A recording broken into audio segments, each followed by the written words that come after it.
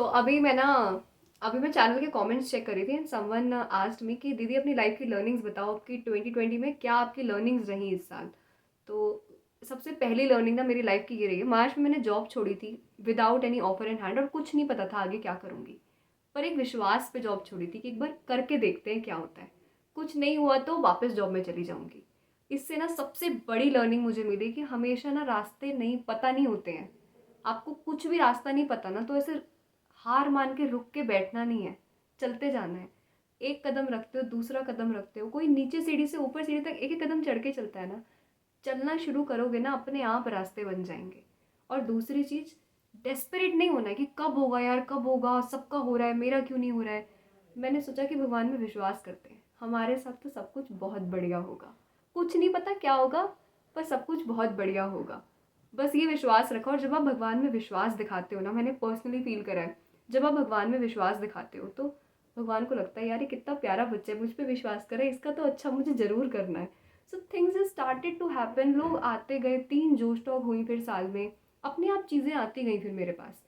3 जोश टॉक हुई और then someone came with an idea कि आप चैनल तो है आपका, आप वर्कशॉप या कोर्स जैसा कुछ क्यों नहीं लाते हो। अब मुझे नहीं पता कैसा आएगा, कभी करा नहीं मैंने, मुझे नहीं पता कोर्स का स्ट्रक्चर कैसे बनता है, मॉड्यूल कैसे बनते हैं।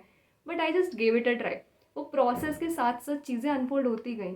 जब आप विश्वास करते हो ना कि कुछ तो बढ़िया हो जाएगा, सही लोग मिलते हैं, सही अपॉर्चुनिटी मिलती है, सही आइडिया आते हैं, लोग जुड़ते जाते हैं आपके साथ और काम होता जाता है आपका अपने आप, क्योंकि आपने बस विश्वास कर रखा है कि होगा। एंड देन आई थॉट कि चलो करके देखते हैं, ज़्यादा से ज़्यादा क्या होगा, वर्कशॉप करूँगी, बच्चा कोई आएगा नहीं, इससे बुरा कुछ हो नहीं सकता है, let's give it a try. And my this attitude of let's give it a try has helped me immensely in life. तो मेरी ये सबसे बड़ी learning, one of those biggest learning is just give it a try.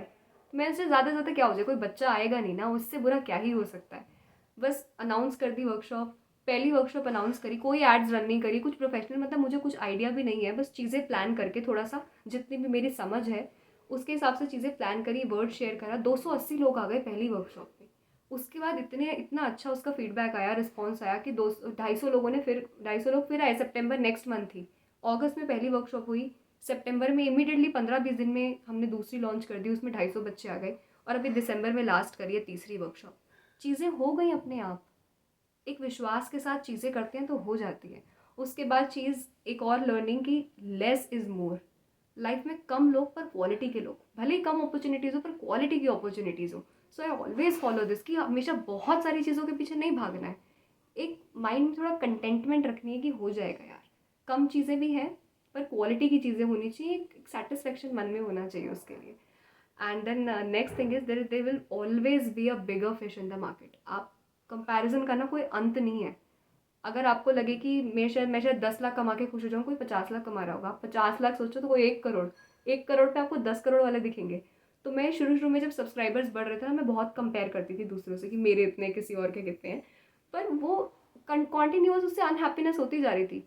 Then I said कि अभी यार जितना मिला है ना उसके लिए खुश रहते हैं। मतलब मैं, अगर आप ये देखो कि हम कुछ लेके तो पैदा नहीं हुए ना, सब कुछ यहीं से मिला है, तो उसके लिए शुक्रगुजार क्यों नहीं होना। आपको इंसान रूपी जन्म दिया भगवान ने, उसके बाद सारी चीज़ें आपको दी कि आपको बढ़िया खाना दिया, कपड़े दिए, रहने के लिए घर दिया, एजुकेशन मिली है। उसके बाद जो मुझे लोगों से प्यार मिल रहा है, ब्लेसिंग मिल रहा है, भले ही 50,000 सब्सक्राइबर्स हैं, 1 लाख सब्सक्राइबर्स हैं, वो है ना। मैं अगर 1 मिलियन वाले से कंपेयर करती रहूँ तो जो है ना उसमें भी खुश नहीं रह पाऊंगी। और जब जो आपको मिला है उसमें खुश नहीं होना तो आप हकदार नहीं हो कि आप ज़्यादा की डिमांड करो। तो जो अभी है, जितना भी है ना, उसमें खुश रहो।